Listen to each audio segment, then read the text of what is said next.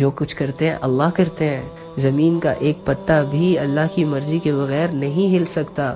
ایک پتا جب درخت سے ٹوٹتا ہے وہ کتنی سلوٹیں اور کتنی کروٹیں بدل بدل کر زمین کی تہہ کو لگتا ہے، اللہ کو وہ بھی معلوم ہے. پہاڑ کے اندر پتھر ہے اور اس پتھر کے اندر چھوٹی سی مخلوق ہے، اللہ تعالیٰ اس کو بھی رزق دیتے ہیں. سمندر ہے، سمندر کی گہرائیوں میں جہاں پر سورج کی کرنیں جانا بند ہو جاتی ہے، اس ان ڈیپتھ میں بھی اللہ تعالیٰ کی مخلوق ہے اور اللہ تعالیٰ اسے دیکھ رہے ہیں، اس سے واقف ہے اور اللہ ان کو کھلاتے ہیں پلاتے ہیں. اللہ تو ایسی ذات ہے بھائی.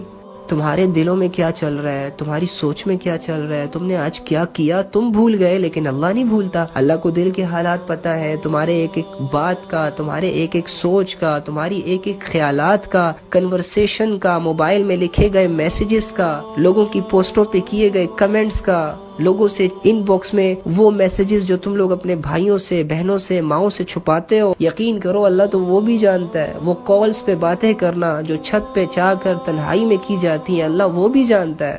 ہم لوگوں نے پتہ نہیں کیا سمجھا ہوا ہے. یقین کرو اللہ تو اللہ ہے بھائی.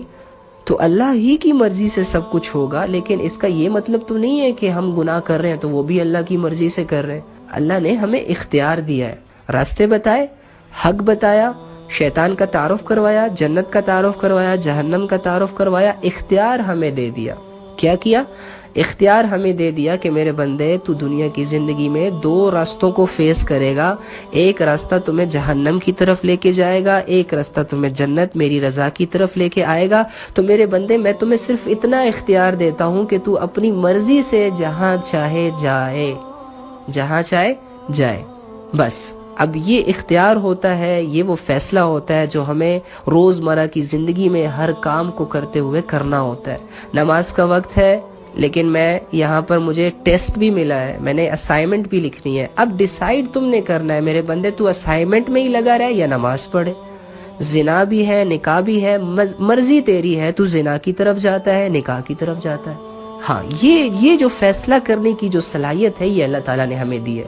باقی میرے بندے تیری چاہت کے مطابق کچھ بھی نہیں ہوگا. اگر تو یہ چاہتا ہے کہ میں ساری عمر زندہ رہوں، نہیں رہ سکتا. ساری عمر بیمار نہ ہوں، کبھی بھی نہیں ہوگا. ساری عمر تجھے ویسے حالات ملے جیسے کہ تو چاہتا ہے، کبھی نہیں ہوگا. بس تو نے فیصلہ کرنا ہے. دو رستوں کی